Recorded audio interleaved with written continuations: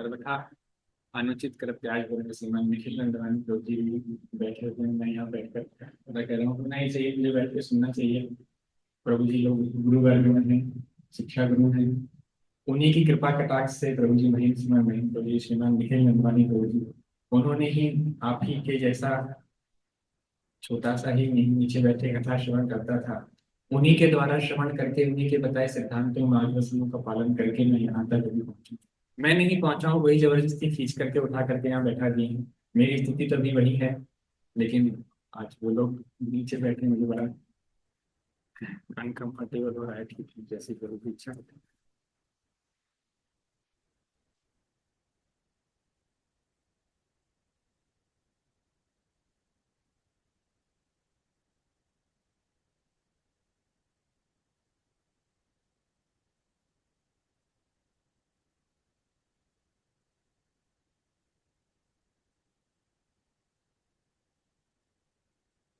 एक श्लोक श्रीमद् वाल्मीकि रामायण से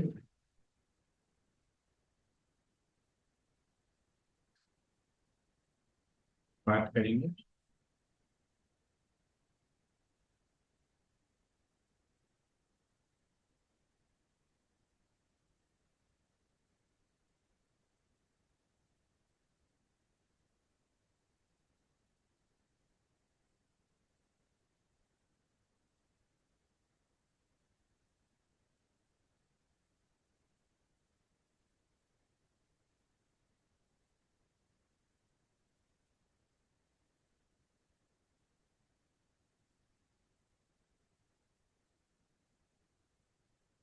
वाल्मीकि रामायण का पहला ही श्लोक है। वास्तव में ये वाल्मीकि रामायण का महात्म्य है। जब भी कोई ग्रंथ लिखा जाता है तो ऐसा माना जाता है साहित्यकारों में कि यदि वो ग्रंथ स्वयं अपना गुणगान करे तो ज्यादा अच्छा नहीं उसको माना जाता है, परंतु अन्य साहित्यों में उस ग्रंथ का जब गुणगान होता है तो उस ग्रंथ को ज्यादा सर्वश्रेय सर्वोपरि माना जाता है। तो ये श्रीमद् वाल्मीकि रामायण में ही प्रकाशित होता है। जो श्रीमद् भागवत का भी हमें जो धुंधकारी कथा है वो स्कंद पुराण में देखने को मिलती है, महात्म्य हमें अन्य ग्रंथों में ही देखने को मिलता है। तो उसी प्रकार श्रीमद् वाल्मीकि रामायण का ये महात्म्य स्कंद पुराण से है, इसे वाल्मीकि रामायण के प्रारंभ में प्रकाशित किया जाता है। उसका ये पहला श्लोक है। ये हम लोग पाठ करेंगे। श्री राम शरणं समस्त जगतां, रामं विना करती।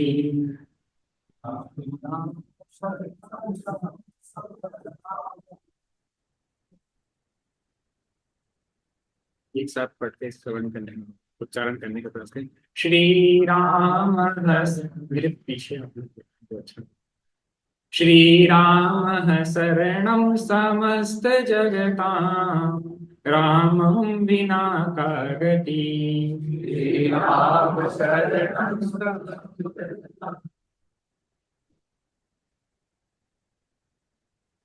रामेण प्रतिहन्यते कलिमलं, रामाय कार्यं नमः। रामेण प्रतिहन्यते कलिमलं, रामाय कार्यं। रामात्रस्यति कालभीमभुजगो, रामस्य सर्वं वशे। रामात्रस्यति कालभीमभुजगो, रामस्य सर्वं वशे। रामे भक्तिर्खण्डिता भवतु मे, राम त्वमेवाश्रयः। रामे भक्तिर्खण्डिता भवतु मे, राम त्वमेवाश्रयः। धन्यवाद है। श्री रामचंद्र जी समस्त संसार को शरण देने वाले हैं। श्री राम के बिना दूसरी कौन सी गति है। श्री राम कलियुग के समस्त दोषों को नष्ट कर देते हैं, अतः श्री रामचंद्र जी को नमस्कार करना चाहिए। श्री राम से काल रूपी भयंकर सर्प भी डरता है। जगत का सब कुछ भगवान श्री राम के वश में है। श्री राम में मेरी अखंड भक्ति बनी रहे, हे राम आप ही मेरे आधार। बहुत ही सुंदर श्लोक ये स्कंद पुराण में देखने को मिलता है। एक बार और हम इसका पाठ करेंगे। श्री राम शरणं समस्त जगतां, रामं विना का गति। श्री राम शरणं समस्त जगतां, रामं विना का गति। रामेण प्रतिहन्यते कलिमलं, रामाय कार्यं नमः। रामेण प्रतिहन्यते कलिमलं, रामाय कार्यं नमः। रामात्रस्यति कालभीमभुजगो, रामस्य सर्वं वशे। रामाद्रस्यति कालभीमभुजगो, रामस्य सर्वं वशे। रामे भक्तिर्खण्डिता भवतु मे, राम त्वमेवाश्रयः। रामे भक्तिर्खण्डिता भवतु मे, राम त्वमेवाश्रयः। ओम नमो भगवते वासुदेवाय। ओम नमो भगवते वासुदेवाय। ओम नमो भगवते वासुदेवाय। ओम नमो भगवते वासुदेवाय। भगवते वासुदेवाय। ओम नमो भगवते वासुदेवाय। हरे कृष्ण। मैं आज्ञा चलूंगा श्रीमान महेंद्र चौधरी श्रीमान हमारी, तो कृपया मेरी त्रुटियों को क्षमा करें। मैं इस योग्य नहीं हूँ कुछ कह सकूं। मैं तो सवेरा तो उसी ने दी है, तुम तो कृपया आज्ञा प्रदान करें। हरे कृष्ण। आवाज आ रही है पीछे तक? हरे कृष्ण। हरे कृष्ण। हरे कृष्ण। अभी आवाज आ रही है? हरे कृष्ण। सो हरे कृष्णा कृष्णा कृष्णा हरे हरे, हरे राम राम राम हरे हरे। तो ये श्लोक का हमने अभी श्री वाल्मीकि रामायण से, स्कंद पुराण से ये श्लोक है जो हमने पाठ किया। भगवान श्री रामचंद्र जी की जो कथा है, भगवान श्री रामचंद्र की जो लीला है, वो उसका जितना प्रभाव इस संसार में देखने को मिलता है पूरे विश्व में, वो किसी और ग्रंथ का, किसी और कथा का स्वाभाविक रूप से देखने को नहीं मिलता है। बाद में जो हम देखते हैं अन्य धर्मों का जो प्रचार किया, प्रचार कार्य के द्वारा सब जगह कथाओं का विस्तार हुआ, अन्य धर्मों का विस्तार हुआ। लेकिन राम जी की कथा एक ऐसी है, भगवान रामचंद्र जी का लीला प्रसंग एक ऐसा है जो स्वाभाविक रूप से ही समाज के हर वर्ग के, हर स्थान के लोगों ने उसको अपने अनुसार स्वीकार किया है। इसके कुछ प्रमाण अभी हम देखेंगे जो शॉर्ट में पिछले साल भी इनमें शेयर किए थे। तो रामायण, ऐसा वर्णन है, रामायण सतकोटि अपारा, 100 करोड़ रामायण की रचना भगवान शंकर ने की थी और फिर उन्होंने वो सारी वितरित कर दी। तो ऐसा कहा जाता है कि रामायण के विषय में कहीं से कुछ भी श्रवण करने के लिए मिले तो वो सत्य ही है, क्योंकि रामायण बहुत विस्तारित है। भगवान की लीला कथा बहुत 11,000 11 सहस्त्र वर्ष पर्यंता राज किया। फिर लक्ष्मीकांता, भगवान लक्ष्मीकांत श्री रामचंद्र जी ने 11,000 वर्षों तक इस पृथ्वी पर राज किया। जो कथा हमें देखने को, श्रवण करने को मिलती है वो तो कुछ 20, 50, 100 सालों की है, लेकिन 11,000 साल तक भगवान की लीलाएं चलती रही। तो नाना प्रकार की विविध लीलाएं हैं। तो लेकिन श्री राम कथा का सर्वाधिक प्रमाणिक ग्रंथ हमें श्री वाल्मीकि रामायण के रूप में प्राप्त होता है, जिसे मनुष्यों के लिए सर्वप्रथम रामायण के रूप में स्वीकार किया जाता है। सर्वप्रथम रामायण इस पृथ्वी पर अगर प्रकट हुई तो वो श्री वाल्मीकि रामायण के रूप में संस्कृत भाषा में हमें प्राप्त होती है। मगर इसके अतिरिक्त और भी कई प्रचलित पूरे भारत देश में रामायण के अलग अलग संस्करण हैं, जैसा कि हम देखने को मिलते हैं। श्री रामचरितमानस जो गोस्वामी तुलसीदास जी द्वारा रचित है, श्री आध्यात्म रामायण ये भी वाल्मीकि द्वारा रचित है, अद्भुत रामायण श्रीमद व्यासदेव द्वारा, आनंद रामायण, कंब रामायण दक्षिण भारत में ये प्रचलित है, और कृतिवास रामायण ये बंगाल में बहुत प्रचलित है। ये तो प्रचलित है, इसके अलावा भी गुजरात में, अलग अलग अन्य अन्य क्षेत्रों में, पूरे भारत में नाना प्रकार की अलग अलग भाषाओं में राम कथा पाई जाती है। तो एक कवि इस विषय में कहते हैं कि राम आपका चरित्र स्वयं ही काव्य है, कोई कवि बन जाए ये स्वयं ही समभाव्य है। भगवान श्री रामचंद्र का चरित्र ऐसा है कि जिसे समझ में आता है उसके मुख से फिर कविताएं ही निकलती हैं। भगवान श्री राम की लीला कवित्व रूप में ही निकलती है। हमारे सारे शास्त्र कविताओं के रूप में ही है। तो ये सारी राम कथा काव्य के रूप में ही है, और काव्य की जो महत्ता है, राम कथा की महत्ता है, वो हम आगे हम देखेंगे। तो ये तो रही भारत की बात। मगर आपको जानकर के आश्चर्य होगा, एशियाई पूरा प्रांत, दक्षिण एशिया पूरे प्रांत में श्री राम की कथाओं का, भगवान श्री राम का जो प्रभाव है, वो अन्य किसी और ग्रंथ का, शास्त्र का हमें देखने को नहीं मिलता है। जैसा कि यदि हम थाईलैंड की बात करें, तो थाईलैंड में रामाकियन नाम से रामायण प्रचलित है, और वो थाईलैंड का राष्ट्रीय ग्रंथ है। थाईलैंड के लोग, थाईलैंड के जो किंग है, राजा, उनको भी ऋषि रामा, रामा कहा जाता है। Rama first, Rama second, Rama third. और उनकी जो राजधानी है उसका अयुत्या, अयुत्या इसमें लिखा हुआ है। सो थाईलैंड में रामा की, श्री राम की लाला, श्री रामचंद्र जी की लीला रामायण के नाम से प्रसिद्ध है। फिलीपींस में महादिया रावण, लावणा, तो रावण के नाम से है, लेकिन उसमें कथा पूरी श्री रामचंद्र जी की है। तो महादिया रावण या महाराज रावण। फिर काकलिंग रामायण, ये आपको जावा का जो क्षेत्र है वहां पे देखने को मिलती है काकलिंग रामायण। ये चीन और जापान की रामायण है। होबो सुसु, सोबो एकोटोवा। ये चाइना और जापान में, ये दो प्रकार की रामायण चाइना और जापान में प्रचलित है। इसके अलावा द रामेकर, या इसको संस्कृत अनुवाद है राम कीर्ति, राम कीर्ति का से ये रामेकर बना। ये आपका कंबोडिया में प्रचलित है। कंबोडिया देश, ये सब अलग अलग देशों की हम बात करते हैं। यमायना बर्मा का ये राष्ट्रीय ग्रंथ है। इसको बर्मीज रामायण के रूप में जाना जाता है। ये वहां के राष्ट्रीय ग्रंथ हैं। और उन देशों के, इनमें से कई देशों के जो ग्रंथ हैं, राष्ट्रीय ग्रंथ के रूप में प्रसिद्ध हैं, यमायना। फिर हम देखते हैं हियाग शेरी राम, शेरी हियाग, हियाग हिकायत का अर्थ होता है कथा, और शेरी रामा तो श्री राम, श्री राम की कथा। ये जो रामायण है, ये मलेशियन रामायण का वर्जन है।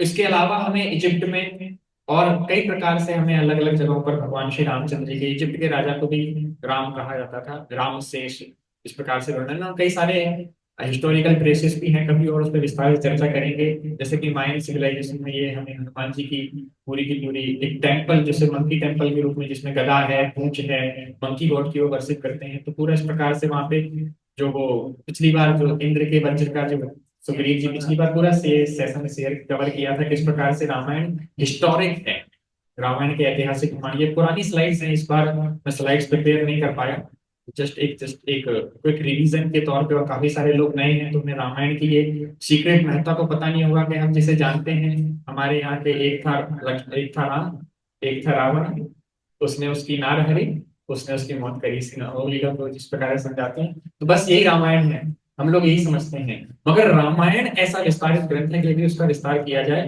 तो एक मनुष्य का जीवन कुछ नहीं है। बहुत विस्तारित रामायण है। और भारत भूमि में जितने धर्म उत्पन्न हुए, भारत भूमि में, उन सभी ने रामायण को पूर्ण प्रमाणिक ग्रंथ के रूप में स्वीकार किया। ये जो पिक्चर आप देख रहे हैं, ये जैन मंदिर से है, जहां भगवान श्री रामचंद्र उस समय के जैन तीर्थंकरों को भगवान रामचंद्र राजा है वो दान दे रहे हैं। और आपको जान के आश्चर्य होगा, ये जो पेंटिंग है, ये हमारे ग्वालियर की जैन मंदिर में लगी हुई है। देन फिर भगवान बुद्ध की एक कथा आती है, किस प्रकार अपने एक शिष्य की मृत्यु पर भगवान बुद्ध अपने उनको शिष्यों को उपदेश देते हैं, और वहां पर वो खुद स्वीकार करते हैं कि मैं ही अपने पूर्व जन्म में श्री राम था। ऐसे बौद्धिस्ट जातकों में कथा आती है। गुरु ग्रंथ साहिब में तो भर भर के श्री राम नाम का वर्णन है। श्रीमान निखिल नंदवानी प्रभु खुद मुझे शेयर करते रहते हैं, तो मैं क्या करूं। लेकिन श्री गुरु ग्रंथ साहिब में भर भर के राम जी का वर्णन है। रघुकुल नंदन राम, दशरथ नंदन राम, इस प्रकार से राम का वर्णन है। तो भगवान श्री राम की कथा अथाह है। हरि अनंत हरि कथा अनंता, गावहि सुनहि भजहि भव संता। जो मैंने जो आज टॉपिक चूज किया, द लाइट फ्रॉम रामायण, इस टॉपिक की क्या महत्ता है हमारी लाइफ में, इसके लिए मैं ये शेयर करूंगा। हम सबके जीवन में अंधकार है, जैसा कि हम अपने प्रणाम मंत्र में भी पढ़ते हैं, ओम अज्ञान तिमिरान्धस्य ज्ञानांजनशलाकया। तो उपनिषद में कहते हैं क्या, हिरण्मयेन पात्रेण सत्यस्यापि हितं मुखं तत्त्वं पुरुषं अपावरं सत्य धर्माय दृष्टये। जो केंद्रीय विद्यालय के हमारे स्कूल के नीचे था, उसमें आप पाएंगे कौन कौन जो भी यहाँ केवीएस के ऊपर कर पा रहे हो। तत्वम पूषण अपावरण, इसका अर्थ है कि हे प्रभु, आप अपने मुख कमल से उन पर्दों को हटा लीजिए, अंधकार को दूर करिए और प्रकाशमान कर दीजिए। तो हम सबके जीवन में अंधकार है। अंधकार कैसा है वो श्रीमद् भागवतम के श्लोक से हम समझ सकते हैं। यश्याम वे श्रूणमायाणाम कृष्णे परम पुरुषे भक्तिरुपद्यते पुंसां शोक मोह भयापः। शोक मोह भयापः हम सबके जीवन में ये है। जो अतीत में हो गया है उसका हमें या तो पश्चाताप रहता है, या वो हमें कष्ट देता रहता है बीती हुई पुरानी बात, उसका हम शोक करते हैं। जो हमारा पास्ट है, या तो हम अभी वर्तमान में अपने पास्ट का शोक कर रहे हैं या भविष्य की चिंता कर रहे हैं, और ये दोनों ही अंधकार है, शोक मोह। और इन दोनों के कारण हम जीवात्मा क्या होता है, भयावह, भय में रहता है, प्रतिक्षण भय में रहता है। भय क्यों रहता है?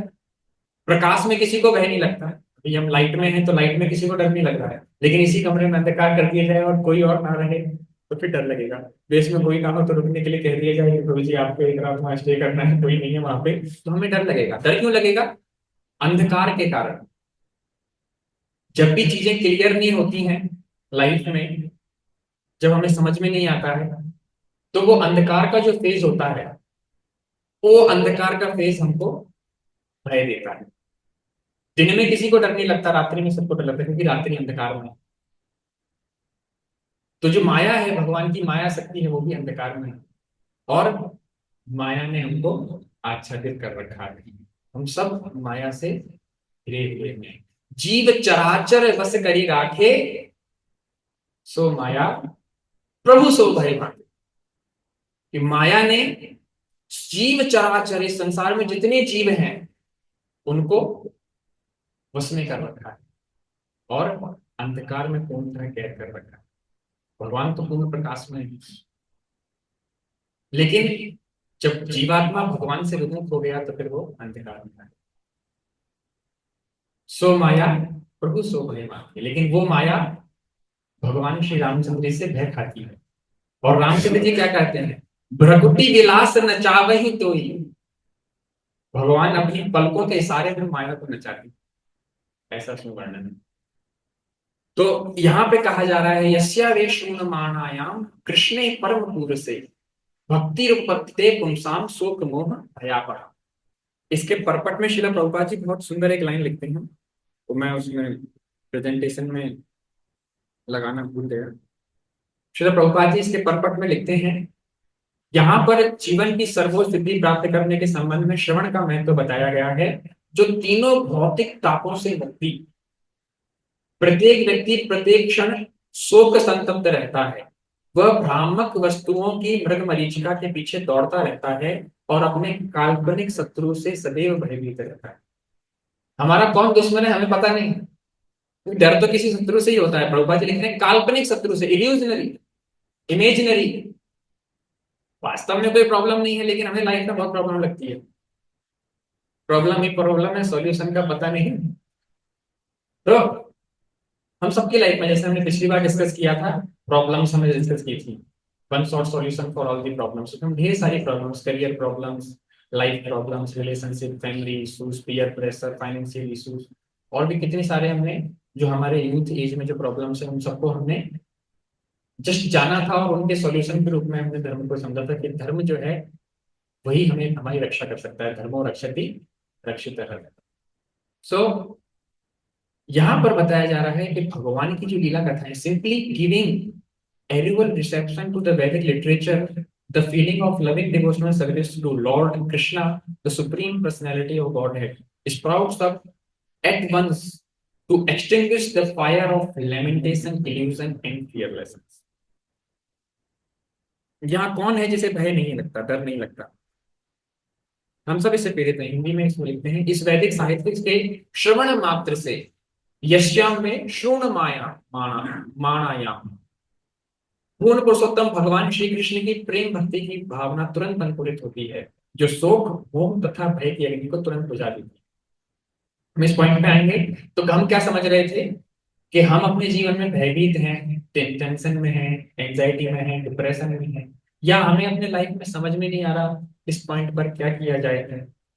तो अंधकार से हमें क्या चीज बाहर निकाल सकती है? लाइट, प्रकाश। मोबाइल ढूंढते हैं, जैसी लाइट जाती है, पहले लोग कैंडल ढूंढते थे, माचिस ढूंढते थे, अब मोबाइल ढूंढते हैं। क्यों? फ्लैश है उसमें, जैसी लाइट गई तुरंत फ्लैश जला दो, डर कम हो जाता है। क्यों? अब कुछ दिखने लगा है, कुछ कुछ दिखने लगा है। इसी प्रकार लाइफ में जब चीजें क्लियर होती हैं, अभी हम जीवन को ही नहीं समझ पाए, फिर जीवन की जटिलताओं में अपनी समस्याओं को क्या समझेंगे?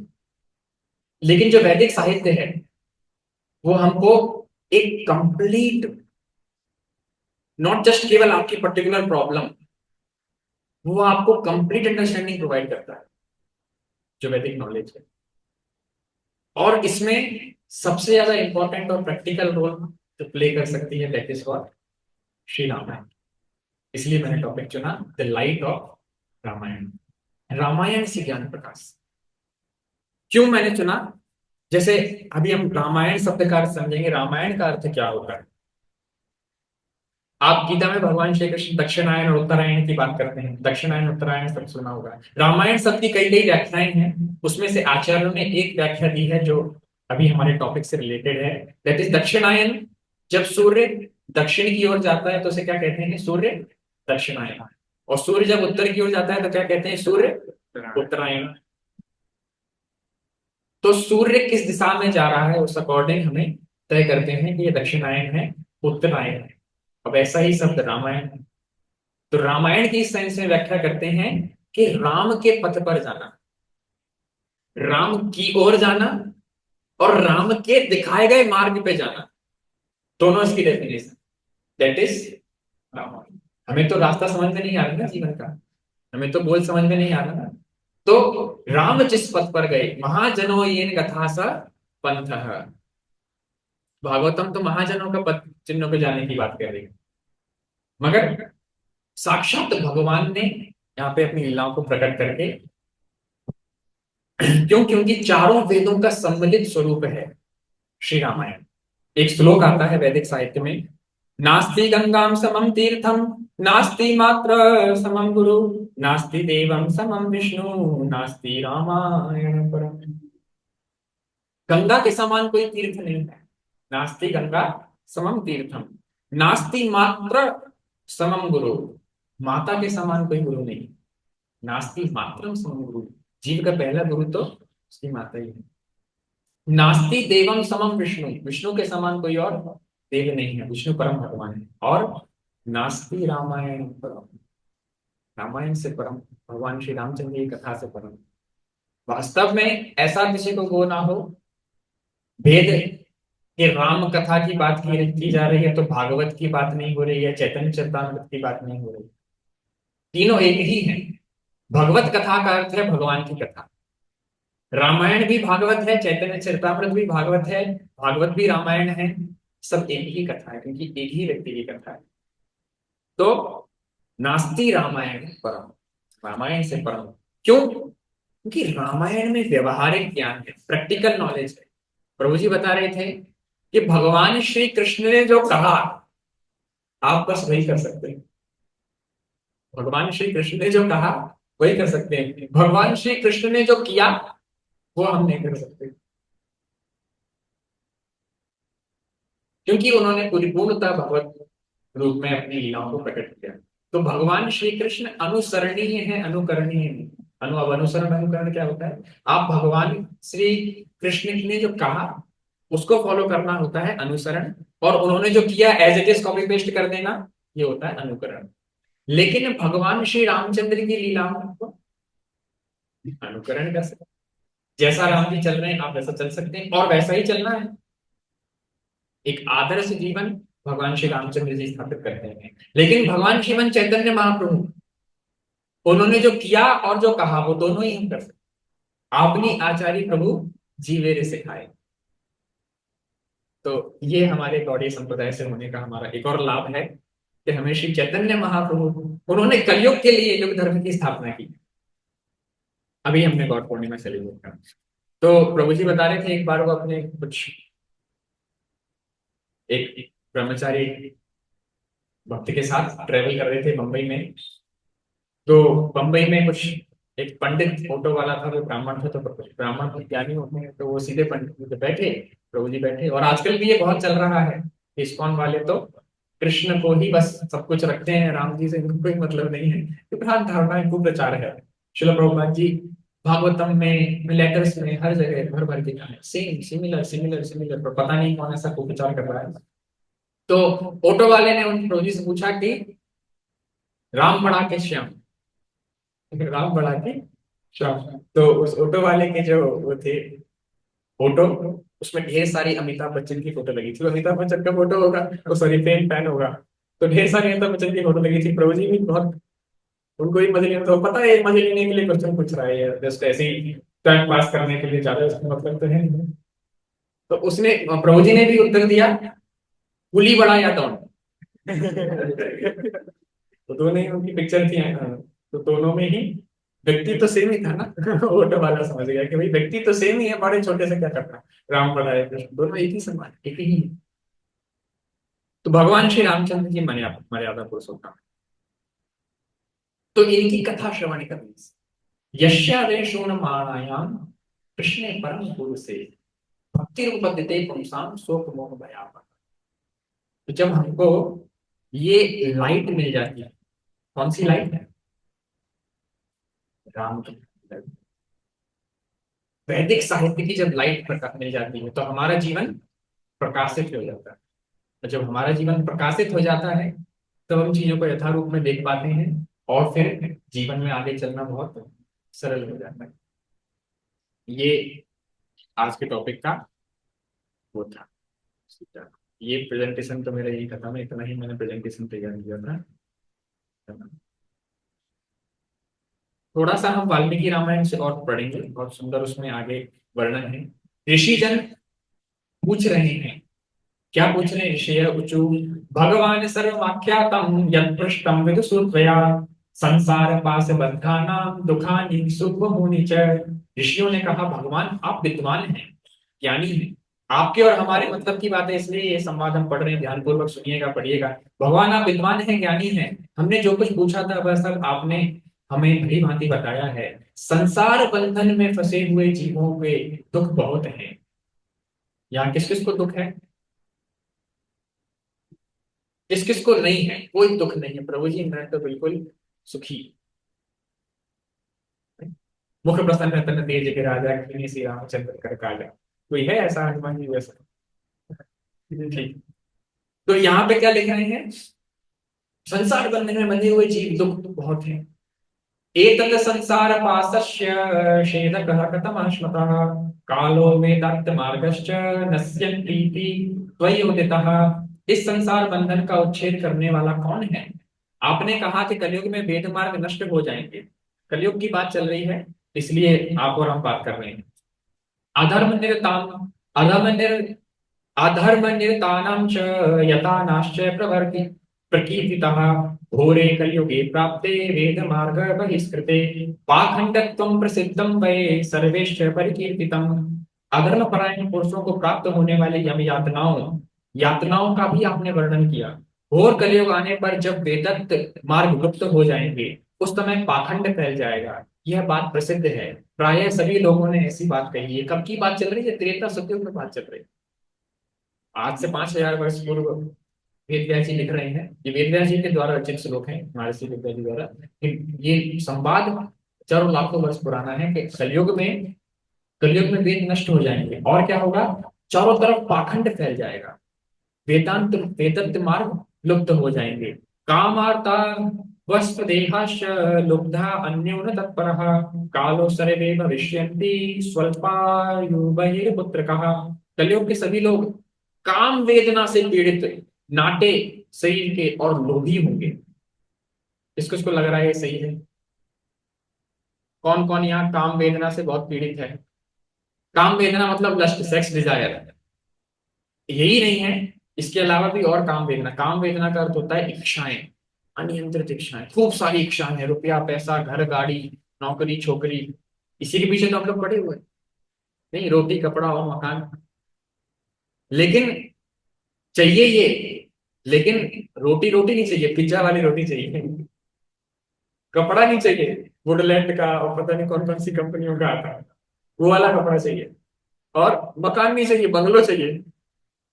वो बंगलों के बाहर चलने के लिए, ट्रेवलिंग करने के लिए भी एक मकान चाहिए। कार भी मकान ही है ना, उसमें हवा लगती है ना, पानी लगता है ना, धूप लगती है, एसी और चलता रहता है। तो ट्रेवलिंग करने के लिए भी मकान चाहिए, नहीं केवल रहने के लिए नहीं।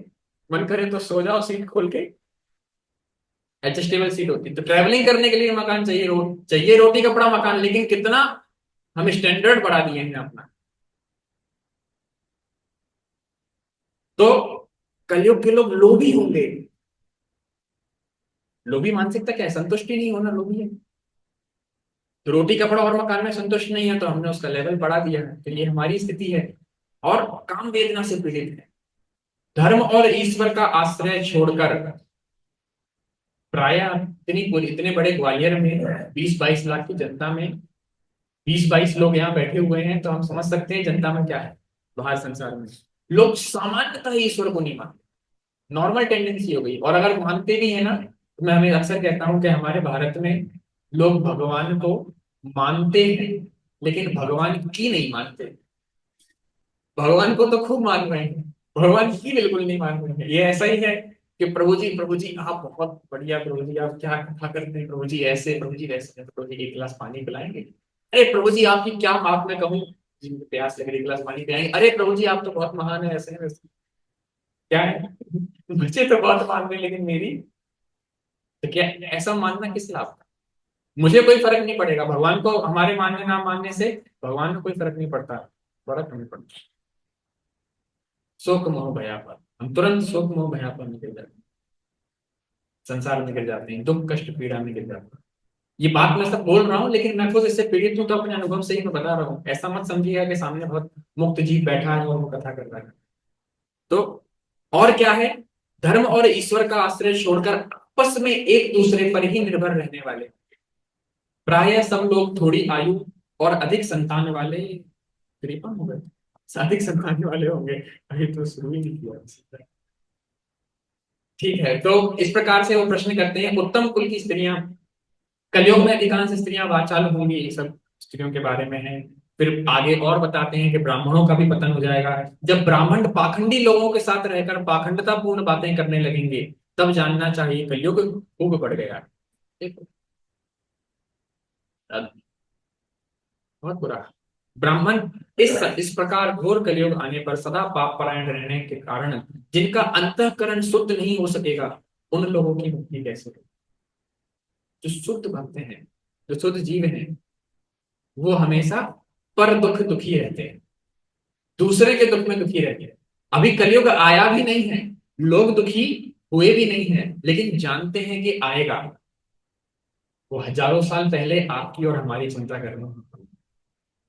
जो ऋषिगण हैं, जो भगवान के शुद्ध भक्तगण हैं, वो हजारों साल पहले आपकी और हमारी चिंता कर रहे हैं कि कलयुग के जीवों का क्या होगा, उनका कैसे उद्धार होगा। और उनकी ही कृपा कटाक्ष से आज हमें ये ग्रंथ प्राप्त हो पा रहे हैं। लेकिन हम इतने नालायक हैं कि हम, उन्होंने जो हमें प्रदान कर दिया हमारी चिंता करके, हमें उसकी परवाह ही नहीं, हमें फुर्सत ही नहीं है शास्त्र पढ़ने के लिए।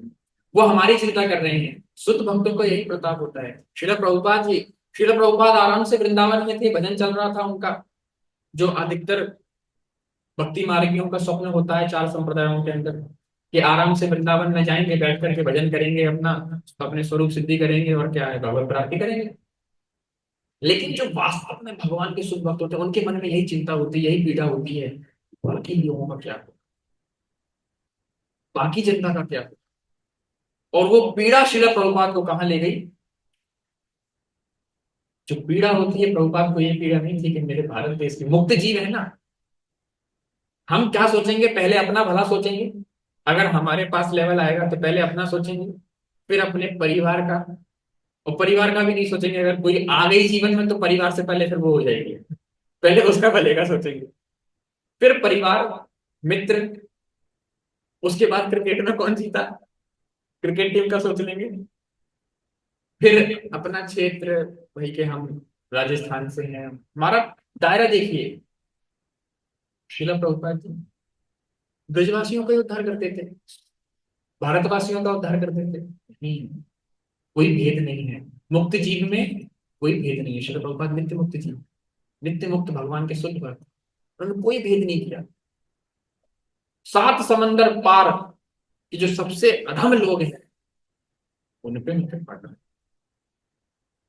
न्यूयॉर्क में जाकर के उन मलेच्छों को, यवनों को, वहां प्रभुपाद जी ने अपनी कृपा मांगी। ये कृपा, ये जो आशीर्वाद, संतों का स्वभाव है, संत हृदय नवनीत समाना, संतों का हृदय पूर्ण मक्खन के समान होता है। तो वो इस प्रकार विचार करते हैं।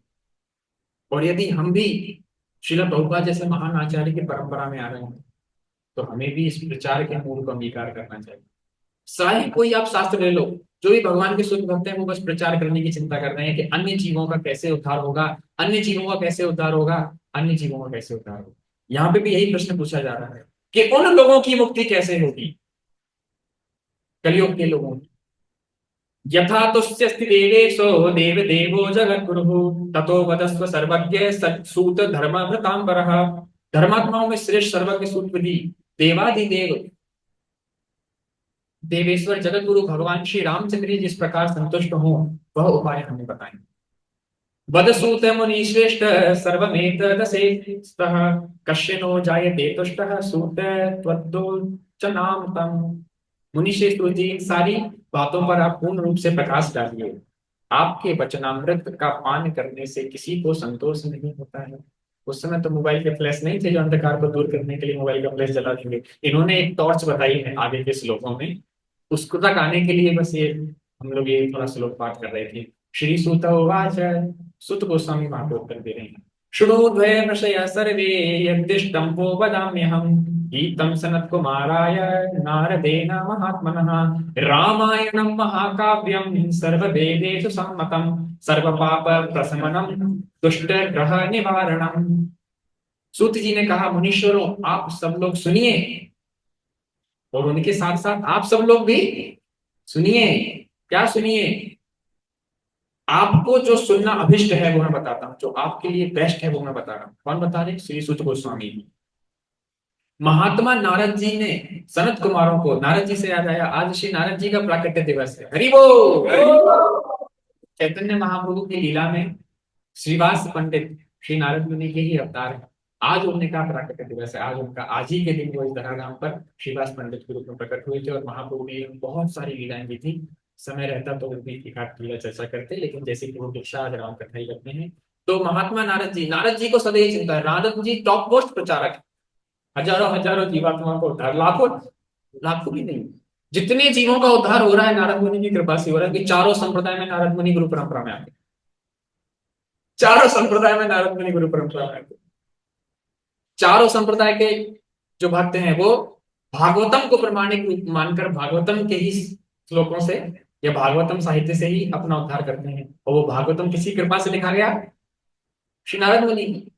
तो इस हमारे इस भौतिक संसार में जितने लोगों का उद्धार होगा वो किसी कृपा से होगा? श्री नारद मुनि। श्री नारद मुनि भगवान की जय, श्रीदास पंडित की जय।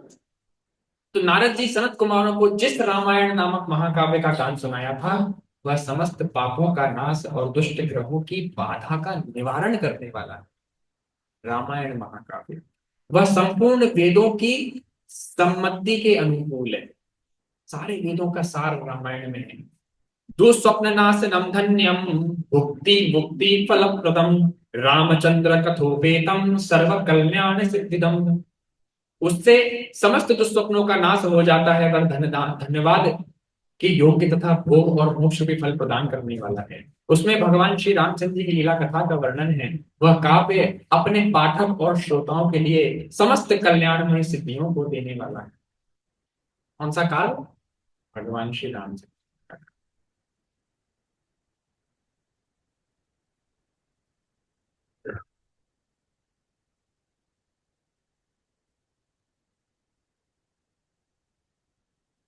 धर्मार्थ काम मोक्षाणाम साधनाम च द्विजोत्तमः श्रोतव्यम च सदा भक्त्या रामायण परामृतम। विप्रवरों, रामायण धर्म अर्थ काम तथा मोक्ष साधन तथा परम अमृत रूप है, अतः सदा भक्ति भाव से उसका श्रवण करना चाहिए।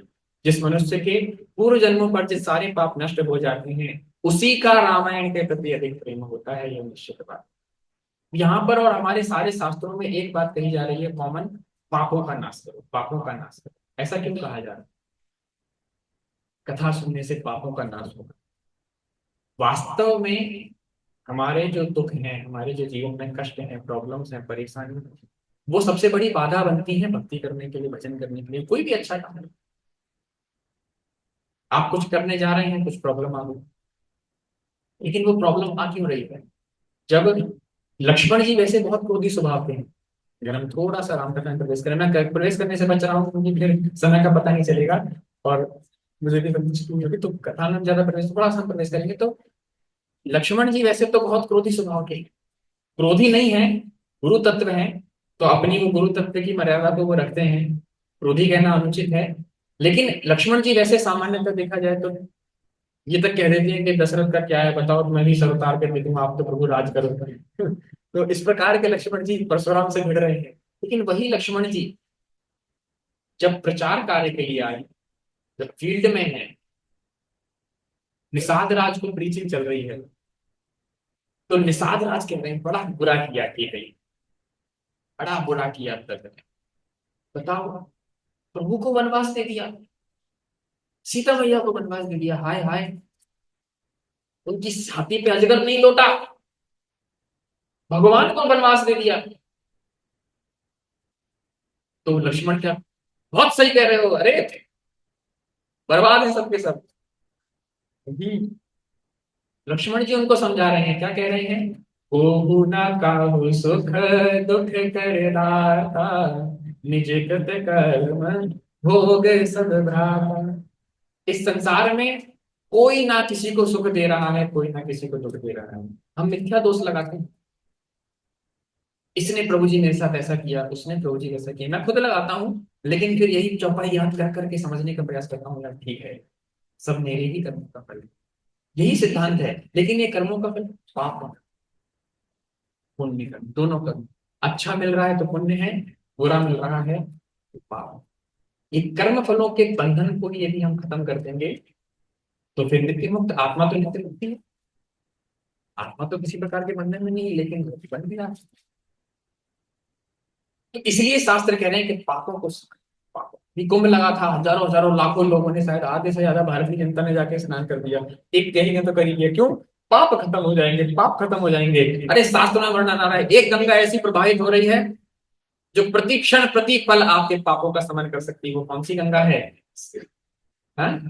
धन्य धन्य गिरिराज कुमारी, तुम समान नहीं को उपकारी, पूछहु रघुपति कथा प्रसंगा, सकल लोक जग पावनी गंगा। जब पार्वती मैया ने शिव जी से प्रश्न किया कि प्रभु श्री रामचंद्र जी की लीला कथाओं का मुझे श्रवण कराइए, तो शिव जी कह रहे हैं कि धन्य हो, धन्य हो, धन्य हो गिरिराज कुमारी, तुम धन्य हो, क्यों? क्योंकि तुमने राम जी की कथा प्रसंग को पूछा है, पूछे रघुपति कथा प्रसंग का। और ये राम जी की जो कथा है, मेरे सर से तो एक गंगा निकलती है, वो तो कुछ दो तीन राज्यों में, उत्तर प्रदेश, बिहार और बंगाल में जाकर के उसके आसपास के लोगों को उद्धार कर देती है और हो गया काम। लेकिन ये जो राम कथा रूपी गंगा प्रवाहित होगी, सकल लोक जग पावनी गंगा, श्रील प्रभुपाद जैसे आचार्य विदेशों तक में ले जाकर के इसको पूरा विश्व को गंगा जल से स्नान करा देंगे, राम कथा रूपी गंगा जल से, भागवत कथा रूपी गंगा जल से, चैतन्य चैतन्य कथा रूपी गंगा जल से स्नान करा देंगे। पूछिए रघुपति कथा प्रसंगा, सकल लोक जग पावनी गंगा। तो कहाँ चर्चा कर रहे थे उससे पहले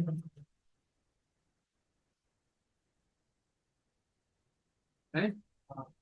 पाप, हाँ। तो सब लोग अभी कुंभ में जाके पाप धो रहे थे, लेकिन ये एक गंगा ऐसी बह रही है कि कहीं आपको प्रयाग का टिकट करके जाने की आवश्यकता नहीं है, बस इस्कॉन ग्वालियर में आने की देर है। श्रीमान महेंद्र प्रभु जी, श्रीमान निखिल नंदवानी प्रभु जी से योग काफी सारे भक्त हैं जो कथा का प्रवाह करके आपके सारे पापों को नष्ट करते। रामायण में ही नहीं, जब जब किसी भक्त के जीवन में कष्ट आया, दुख आया, उसने कथा की श्रवण, कथा की शरण में। सीता मैया वहां पर है, कहां पर? लंका में, अशोक वाटिका में, कष्ट भोग, दुखी है, परेशान है। हनुमान जी कह रहे हैं राम कहानी सुनो रे, राम कहानी, श्री राम जय राम, जय जय राम, श्री राम जय राम जय। श्री राम जी वहां जाकर के सारी कथा कहते हैं। राम कथा कहने लगा, सुनते ही सीता कर दो भागा, लागी सुने श्रवण मन लाई, आधे उसे तब कथा सुनाई। हनुमान जी वहां कथा कर रहे हैं। परीक्षित महाराज के जीवन में थोड़ा सा, परीक्षित महाराज को कष्ट नहीं लगा, लेकिन कि अब क्या किया जाए, तो किसी की शरण ग्रहण की, कथा की शरण में। गरुड़ जी को मोह हुआ, काकभूषण जी के पास जाकर कथा का श्रवण किया।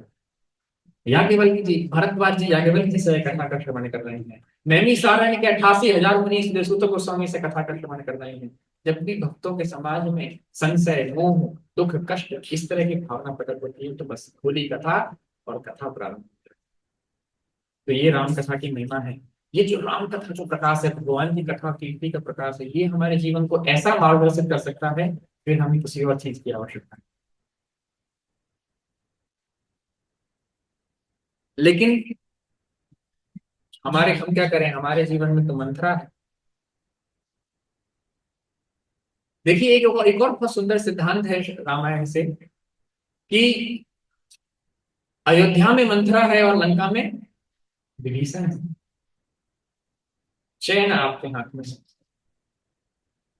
कि अयोध्या में भी रह करके मंथरा का संग करना है, या लंका में रह करके विभीषण का संग। मंथरा की बात मानी, सब बर्बाद हो गया, और विभीषण की बात नहीं मानी तो सब बर्बाद हो गया। लेकिन प्रभु जी, प्रश्न तो ये है कि हम पहचाने कैसे कौन मंथरा है और कौन विभीषण है। यही संशय हनुमान जी के मन में था जब लंका में प्रवेश कर रहे थे। तब जब हनुमान जी लंका में प्रवेश किए, तो लंका में तो उन्हें समझ में नहीं आ रहा, भाई कहाँ जाऊं, किससे मिलूं, कौन मुझे सीता का पता बताएगा।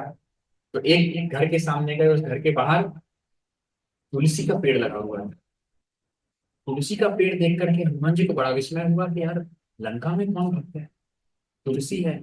और रामायुध अंकित ग्रह शोभा पर न जाए, नव तुलसी का वृंद तहाँ देख हरसी को पिराए।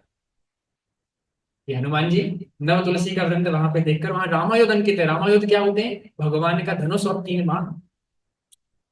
रामायुध अंकित ग्रह शोभा बढ़ने न जाए, राम आयुध, राम जी जो अपने हाथों में आयुध धारण करते हैं, वो वहां अंकित है, शोभा बढ़ने न जाए।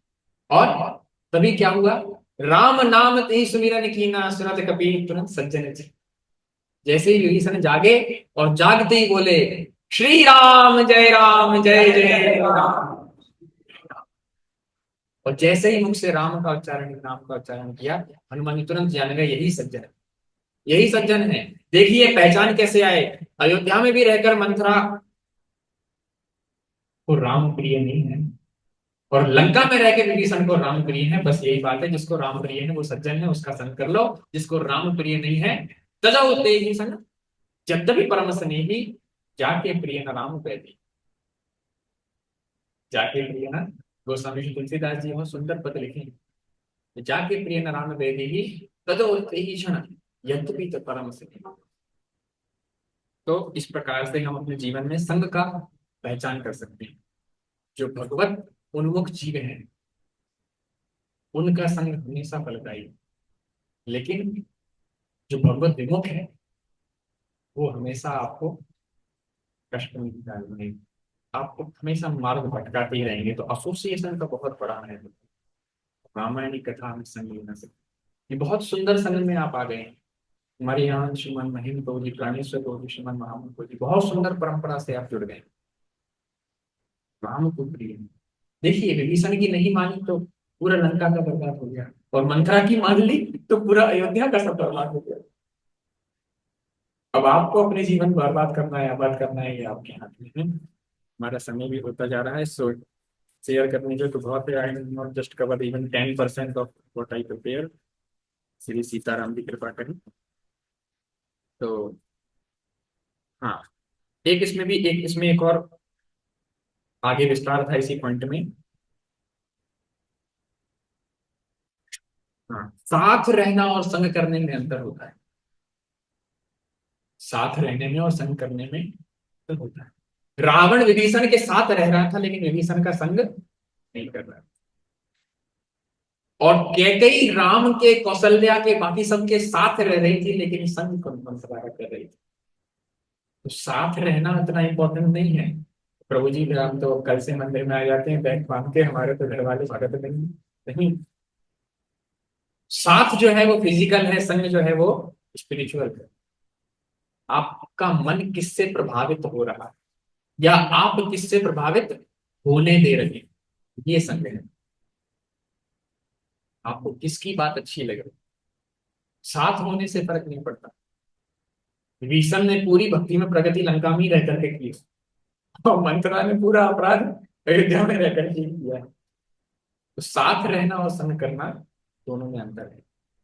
कहीं रहे, रहे ठाके वने ठाको, सदा हरि बोलेगा तो शतन नाम शतन चेतान रखना। सदा भगवान से जुड़े रहो, भगवान के भक्तों में जुड़े रहो, उनका संग करते रहो, उनसे प्रभावित होते रहो, बस यही जीवन की पूर्णता है। तो और समय है तो कौन बताएगा?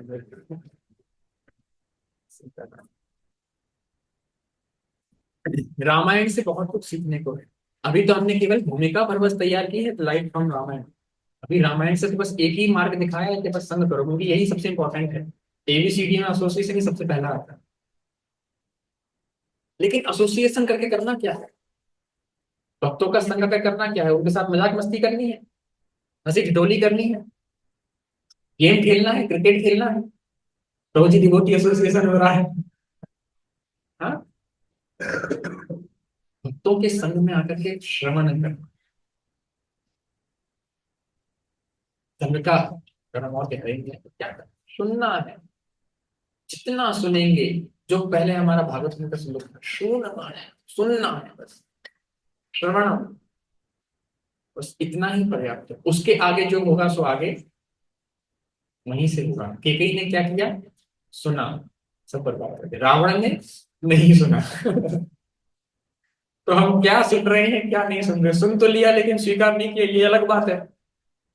कि सुन तो गए लेकिन स्वीकार नहीं किया। तो ऐसे आए राम गए राम बहुत हो गए हमारे यूथ प्रोग्राम में। सुन के तो गए लेकिन स्वीकार कुछ नहीं किए। कहते रह गए माला करो माला करो, अभी नाम महिमा आएगी तो नाम करो, हरि नाम जप करो, भागवतम पढ़ो, श्रील प्रभुपाद जी की पुस्तकें पढ़ो, रामायण पढ़ो, सत्संग करो, असत्संग छोड़ो। तो सुन तो लिए, स्वीकार नहीं। तो ये वैसा ही है, कोई शराबी डॉक्टर के पास गया, सर मेरा लीवर खराब हो रहा है, क्या करूं? शराब छोड़ दो। और घर पे आके फिर क्या होगा? वो 10 दिन बाद फिर जाएगा, सर कुछ फर्क ही नहीं पड़ा। फिर तुमने फर्क पड़ाया? कुछ छोड़ा? हमारी सिद्धांत छोड़ने का नहीं है, जोड़ने का है। जो कर रहे हैं अपने जीवन में, भगवान ने कहा यत् करोसि यदस्नासि यच्चिरोसि ददासि यत् यत् तपस्यसि कौन्तेय तत् कुरुष्व मदर्पणम्। जो करते हो मुझे अर्पित करते हुए करो। हमारे यहाँ सिद्धांत, हमारे यहाँ परंपरा जोड़ने की है, तो छोड़ने की नहीं। जब सही जगह जुड़ जाएंगे तो जो छूटना होगा अपने आप छूट जाएगा। ये प्रैक्टिकल प्रोसेस है, और प्रकट प्रमाण है। प्रत्यक्षम किम प्रमाण है, प्रत्यक्ष को प्रमाण की आवश्यकता है। श्रील प्रभुपाद जी ने अपने किसी शिष्य से नहीं कहा कि तुम ये छोड़ दो वो छोड़ दो। प्रभुपाद ने कहा जस्ट बस माला करो, और हरिनाम का जप करते करते करते करते हरिनाम के प्रभाव से। वाल्मीकि जी का ही प्रसंग है। वाल्मीकि जी शिकार करते थे और अधमरा छोड़ देते थे, गड़बड़ शिकार करते थे। अगेन श्रीवास पंडित आए, श्री नारद मुनि। नारद मुनि हैं, बोले अरे भाई ये क्यों इतनी मार काट कर रहे हो? कह रहे अपनी आजीविका चला रहा हूँ, परिवार का पेट भी नहीं भरूं क्या? शिकारी हूँ, मेरा यही काम, भरण पोषण करूंगा मैं। वाल्मीकि ने पूछा, कह रहे किसके लिए कर रहे हो? बहुत महत्वपूर्ण कथा है, अगर समझ गए तो समझ गए, नहीं समझे तो फिर सीताराम। किसके लिए कर रहे हो? अरे बीवी बच्चों का पेट पाल रहा हूं मैं तो, शिकार करके। अच्छा, तो आप जो शिकार कर रहे हैं उसका फल कौन भोग रहा है? बीवी बच्चे। तो अच्छा फल तो भोग लिया, लेकिन जो पाप लग रहा है वो जरा पूछो जाके, भोगेंगे कि नहीं? ना नरक में साथ में जाएंगे कि नहीं? कि इतने सारे जीवों की हत्या तुम्हारे पीछे मैं कर रहा हूँ, थोड़ा मेरे साथ चलना, एक आध थोड़ा तुम भी खाना, तुम भी बांट लो, मैं तो लूंगा एक आध पान, तुम भी अपनी फ्राई करवा लेना। जो पाप तुम्हें लग रहा है क्या वो भोगने के लिए आएंगे? इनकी जी बोले आज किसी ने बहुत पते की बात की, जाकर के पूछूंगा जरूर। वाल्मीकि जी गए, अरे भाई अभी तक खूब खाया, लेकिन मेरे साथ नरक चलोगे ना?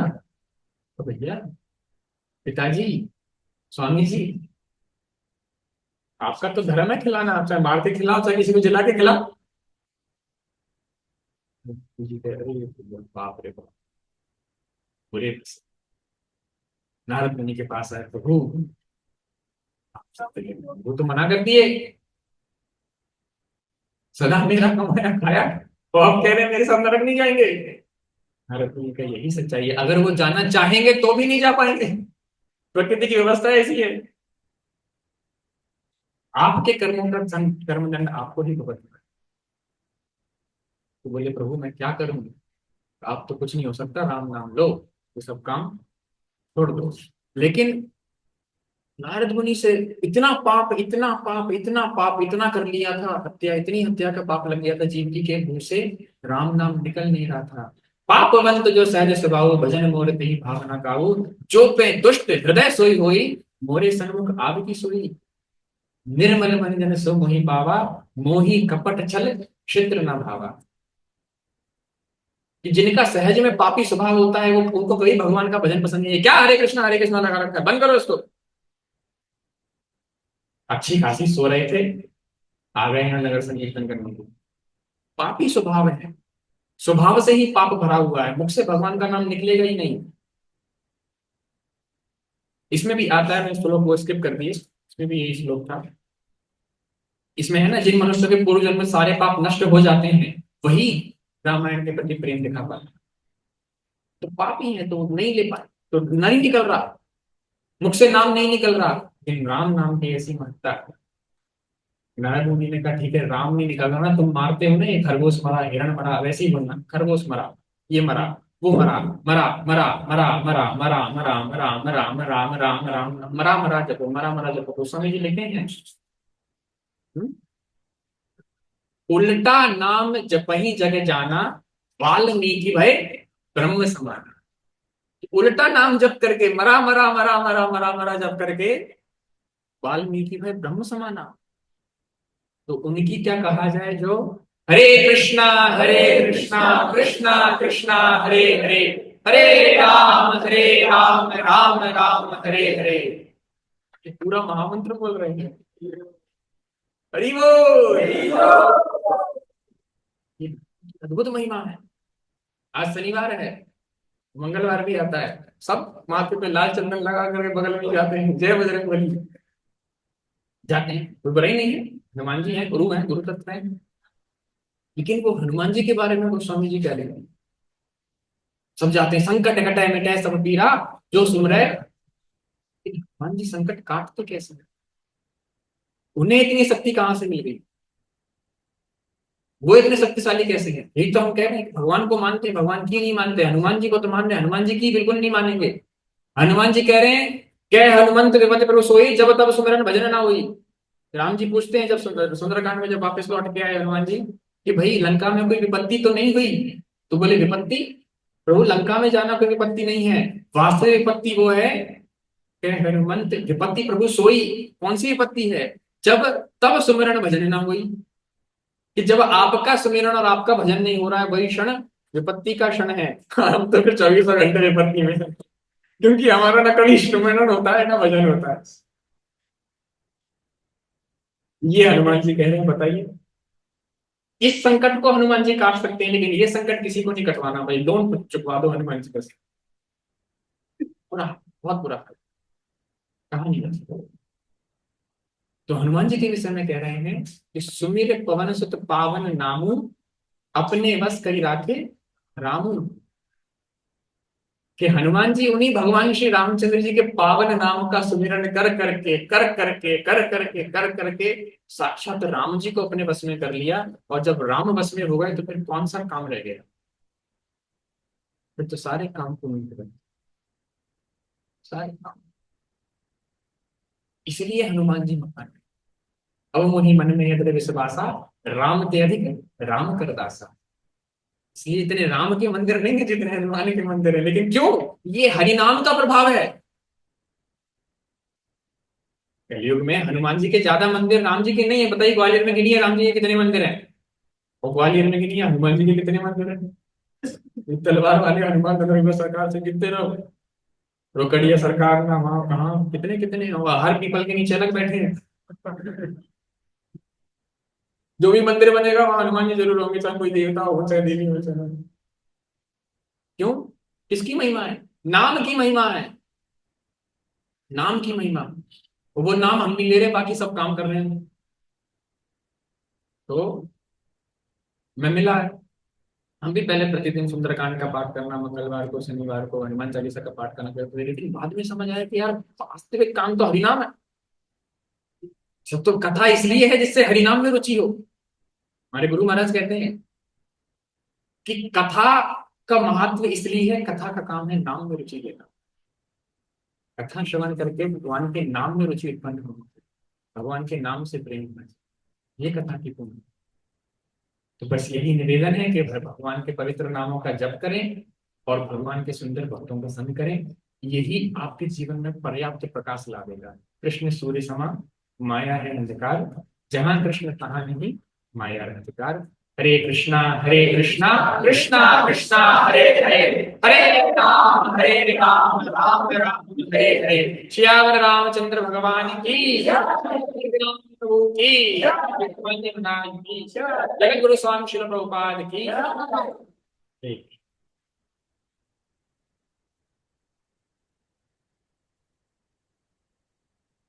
किसी का कोई प्रश्न हो पूछ सकते हैं। ठीक है। तो ऐसे मन में सवाल आ रहा है, बोल रहे लोग समझते हो पुल बनने के लिए सवाल पूछ रहे हैं, कैसे आया? आपने जैसा वो इसके बारे में बोला था पहले कि बंगला चाहिए, गाड़ी चाहिए, तो फिर इसमें बुराई क्या है? बस ये सवाल है। सही बात है, बुराई क्या है? आपको तो कष्ट हो रहा है। हम 2 कमरे के मकान में रह रहे हैं, 2 की जगह 20 कमरे के मकान में रहेंगे, आपको क्या दिक्कत है? नहीं नहीं, आपको नहीं। नहीं, मैं आपको आपके उस पर नहीं कर रहा, मैं जस्ट बता रहा हूँ कि लोग तो ऐसा कहें। बात सच्ची है भाई। भाई सारू को क्या दिक्कत है? तुम्हारे पास, खुद के पास तो है नहीं, तो इसलिए दूसरे से जल रहे हो। हमारे पास तो है नहीं, हम तो एक ही कपड़े का पहनते, तुम भी वुडलैंड का मत पहनो। समझ रहे हैं?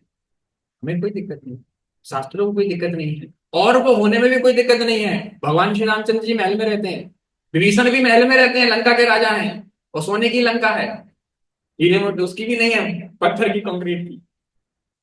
भगवान के एक से ही विभव वाले भक्त हैं। बस बात है भक्त हैं।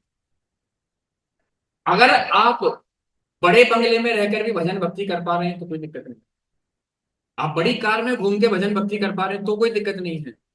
आप सुंदर स्त्री रख के धन धान्य से संपूर्ण होकर के भजन भक्ति कर पा रहे हैं, कोई दिक्कत नहीं है। लेकिन अगर ये आपके भजन में बाधा बन रहे हैं तो इससे बड़ी बाधा और।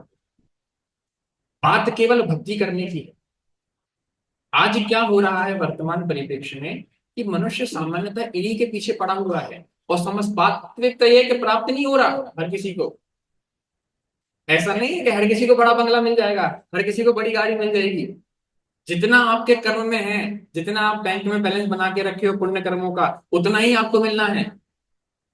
ऐसे ऐसे लोग आप जीवन में देख लेंगे जिन्होंने कुछ नहीं किया और करोड़पति बन गए, और ऐसे ऐसे लोग जो पिता जब तक थे तो करोड़पति थे, लेकिन अगले ही पल पता नहीं क्या हो गया, रोड पे आ गए। तो आपको तो मिला पे कर्म का ही रहा है, तो व्यर्थ क्यों प्रयास कर रहे हो? भागवतम कहती है श्रम ये वही केवल, व्यर्थ का श्रम नहीं करना है, क्योंकि भक्ति में बाधा है। भक्ति में बाधा है। अगर आप ज्यादा संचय कर लोगे, अगर आप भजन कर पा रहे हैं तो बहुत अच्छी बात है। आप पाइए, प्राप्त कीजिए, और प्राप्त करना ही चाहिए। प्राप्त करके आप पूरे उस धन संपदा को ठाकुर जी की सेवा में लगा सकते हैं, उसमें कोई बुराई नहीं है। लेकिन अगर भगवान से विमुख होकर के कुछ भी प्राप्त किया है। मानस में एक और चौपाई आती है, मतलब समय पूछा तो मैं बता देता हूँ, गिनिएगा क्या।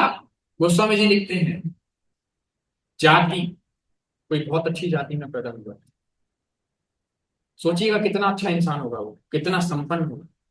पाती, अच्छे लोगों के बीच में उसका खाना पीना है, अच्छे लोगों के साथ उठना बैठना है।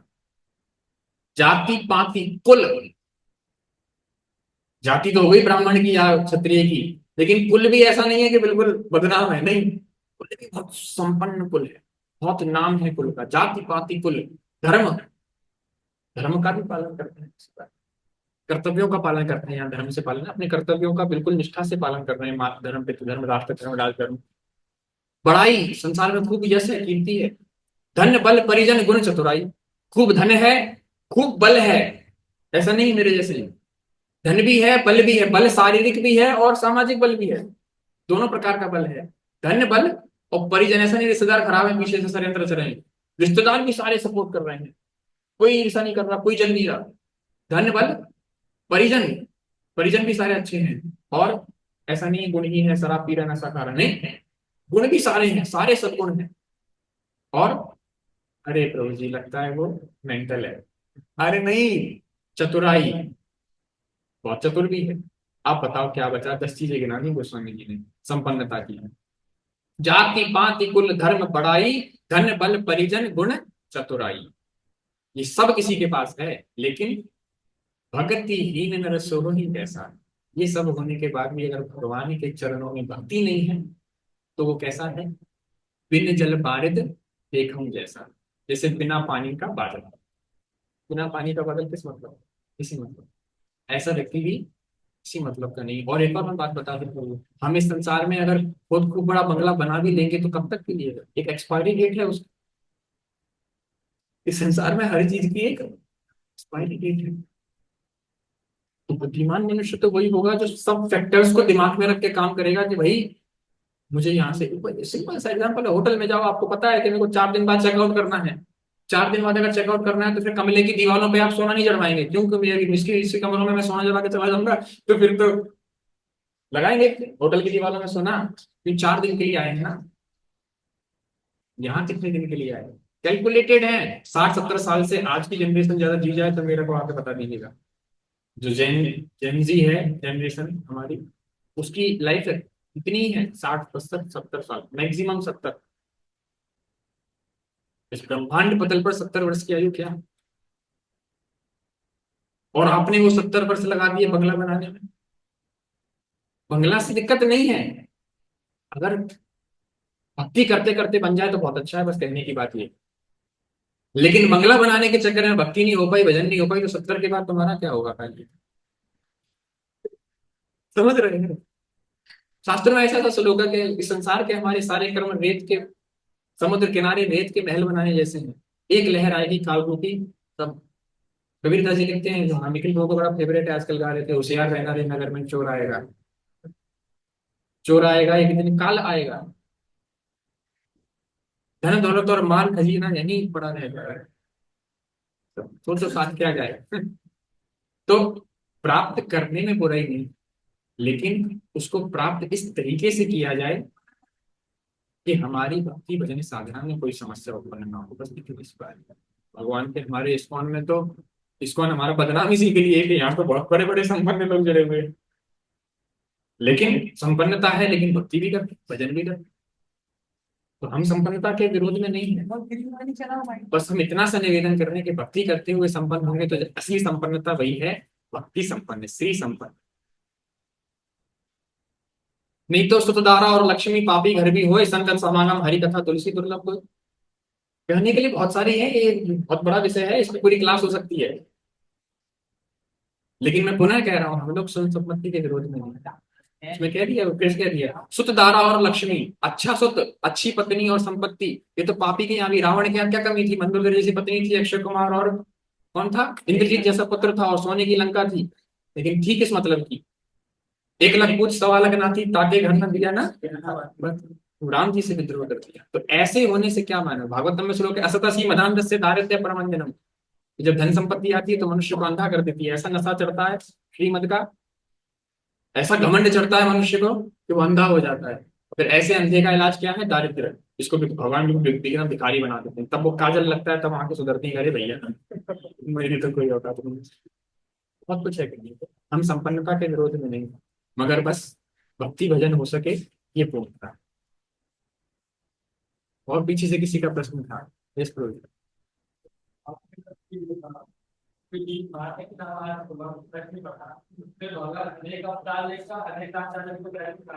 मैं तो नहीं कह रहा, भगवान ने खुद गीता में कहा है, वो श्लोक है कि न में लिप्यति सकर्माणि। लेकिन अब भगवान की अलग अलग विभूति, भगवान को फर्क पड़ता भी नहीं है और भगवान को फर्क पड़ता भी नहीं है। दुष्टों के संहार के लिए और भक्तों के उद्धार के लिए भगवान बार बार प्रकट होते हैं। हम भगवान पे कमेंट नहीं कर सकते उन्हें पढ़ रहा है कि नहीं पढ़ रहा है, लेकिन एक वो कहने के लिए मैंने समझाया कि आप भगवान को माने, उनकी भगवान ने आपको स्वतंत्रता दी है ना। भगवान ने स्वतंत्र दी है, हर जीव अपने हिसाब से काम कर ही रहा है। भगवान बस वेट कर रहे हैं, जैसे भी भगवान के उन्मुख होता है भगवान ऑप्शन प्रदान करने का काम करते हैं। भगवान जस्ट ऑप्शन प्रदान करने का काम करते हैं, भगवान प्रभावित नहीं होते। लेकिन व्यक्तिगत रूप में प्रेम के कारण जीवात्मा से भगवान इस प्रकार की क्रिया, मतलब भगवान हमारी तरह प्रभावित नहीं होते भौतिक रूप से। भगवान हमारी तरह, भगवान का जो भी है वो सब चिन्मय है, दिव्य है। वो थोड़ा समझने के लिए हायर फिलोसॉफी। भगवान आपकी और हमारी तरह प्रभावित नहीं होते। भगवान व्यक्तिगत है, उनको भी प्रभाव पड़ता है, लेकिन वो आपकी और हमारी तरह प्रभावित नहीं होते हमें। लेकिन भगवान फिर आचार्यों को अपने भेजते हैं ऑप्शन प्रदान करने के लिए जीवन को। अन्यथा आप करोड़ों करोड़ों कल्पों तक यहीं पड़े रहेंगे, आपको पता ही नहीं चलेगा भगवान है कि नहीं। अविद्या आपको निकल नहीं देगी। एक और पॉइंट था, अविद्या काल कर्म भी, वो तो रह ही गया, वो आगे कभी सत्संग में शेयर करेंगे। अविद्या आपको निकल नहीं देगी, तो भगवान इसलिए आपको ऑप्शन प्रोवाइड करते हैं आचार्यों को भेजकर कि एक ये भी जीवन है, अच्छा लगे तो आज ऑप्शन दे रहे हैं, हम लोग भी ऑप्शन दे रहे हैं। बाकी आपके हाथ में और चॉइस, मंथरा चुनो या विभीषण चुनो, आपके हाथ में। मानोगे तो बर्बाद होगा, नहीं मानोगे तो बर्बाद होगा। तो बर्बादी ही करनी है तो फिर सीतारामचंद्र भगवान की जय। और किसी को भी प्रश्न है? आपने बोला भगवत भक्त सज्जन व्यक्ति है और ऐसे लोगों का संग करना चाहिए। भगवान भगवत भक्त सज्जन व्यक्ति है, हम्म। ऐसे लोगों का संग करना चाहिए, और जो भगवत भक्त नहीं है उसका संग नहीं करना चाहिए। संग नहीं करना चाहिए, लेकिन साथ में तो रहना चाहिए। साथ में तो रहना पड़ेगा, तो रहना ही पड़ेगा। प्रहलाद महाराज किसके साथ रह रहे थे बताइए? हिरण्यकश्यप के साथ रह रहे थे कि नहीं रह रहे थे? वो तो जंगल में जाके ब्रह्मचारी नहीं बने, बाबा नहीं बने। लेकिन क्या हिरण्यकश्यप का संग कर रहे थे? मैंने इसलिए संग करना और साथ रहने में अंतर है। अब साथ में मजबूरी है, रहना पड़ेगा तो रहिए। संग, संग भक्तों का करिए। और संग करने के लिए फिजिकली बगल में बैठना जरूरी नहीं। और कोई क्वेश्चन? Yes please.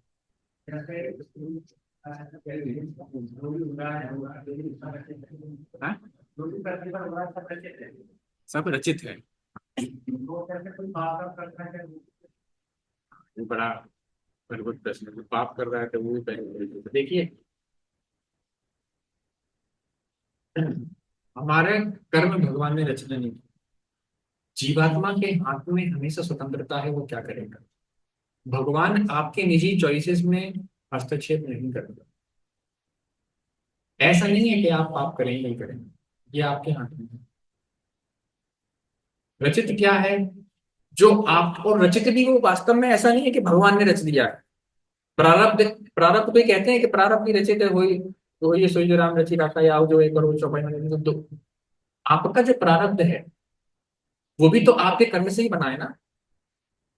वो भी ऐसा थोड़ी है कि वो ब्रह्मा की थोड़ी सी, थोड़ा सा मूड खराब हुआ, सरस्वती से लड़ाई झगड़ा हो गया तो उन्होंने लिख दिया कि इसका तो बिल्कुल हमने तो कभी कभी होता है ना, टीचर पत्नी से लड़के आता है तो फिर ज्यादा नंबर काट देता है पेपर में, मूड खराब है। ऐसा नहीं है। आपके जीवन में जो पूर्व निर्धारित है भी ना, वो भी आपके कर्मों के कारण ही है, पूर्व जन्म में। तो वास्तव में तो फिर आप ही है ना अपने कर्मों के करने वाले। उसमें भगवान ने एक ऑप्शन दे दिया, देखो भक्ति की कर लो, शायद कुछ और काम नहीं है। तो भगवान कुछ पाप नहीं करा रहे। लेकिन फिर जो बात की जाती है भगवान की इच्छा के बिना एक पत्ता भी नहीं हिलता, तो उसमें बस इतनी ही समझने की बात है कि पुलिस डिपार्टमेंट है पूरा इतना बड़ा, गवर्नमेंट का ही है। उसमें कोई एक पुलिस वाला भ्रष्टाचार कर रहा है तो गवर्नमेंट करा रही है? कोई एक पुलिस वाला भ्रष्टाचार करप्शन में लिखता तो गवर्नमेंट ने करा दिया?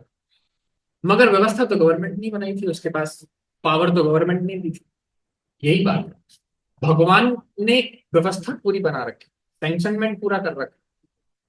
यहाँ पर फल भी है, यहाँ पर मुर्गा भी है। आप किसे काट के खाएंगे ये आपके हाथ। और जिसे काट के खाएंगे वैसा आपको कर्मा लगेगा अगले जीवन में, फिर वैसा आपका प्रारब्ध बन जाएगा। तो ऐसा नहीं है कि भगवान आपसे पाप कर रहे हैं, लेकिन भगवान बस सेंक्शनमेंट करते हैं। जीव जो भी इच्छा करता है, तो उन्हीं के लेक्चर में भगवान ने कभी बता रहे थे कि जीव इच्छा करता है भगवान उसको सैंक्शन करते हैं। आपकी इच्छा गलत करने की है, लो गलत कर लो। प्रकृति आपको वैसा साधन जुटा देगी। आपकी इच्छा अच्छा करने की है, लो अच्छा कर लो। इच्छा जीव करता है।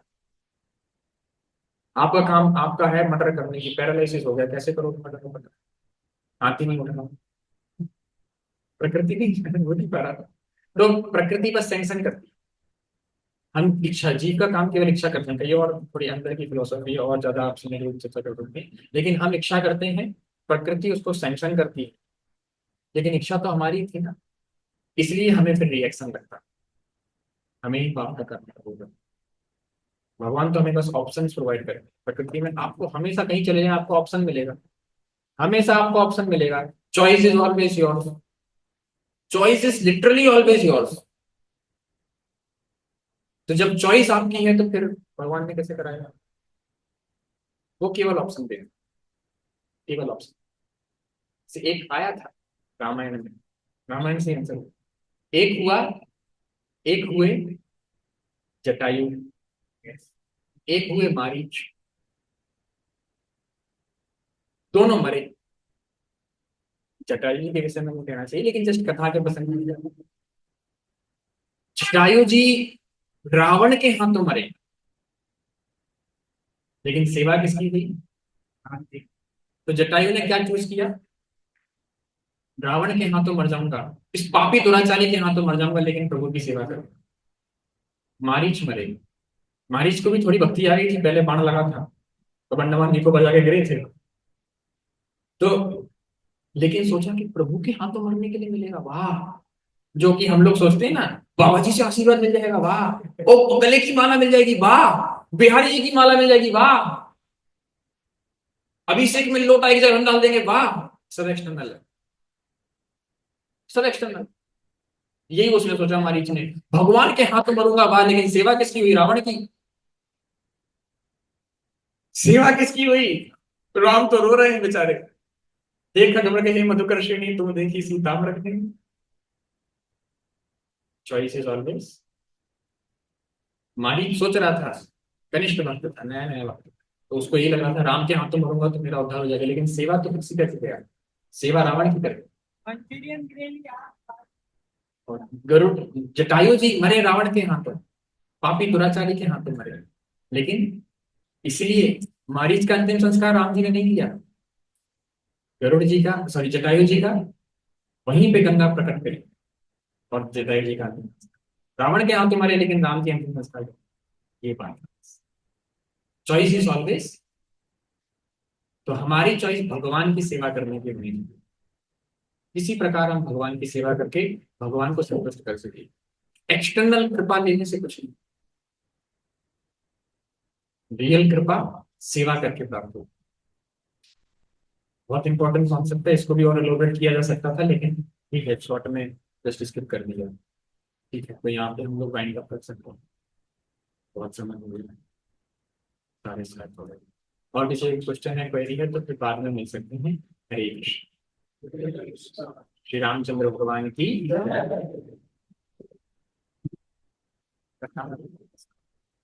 आप एक मिनट।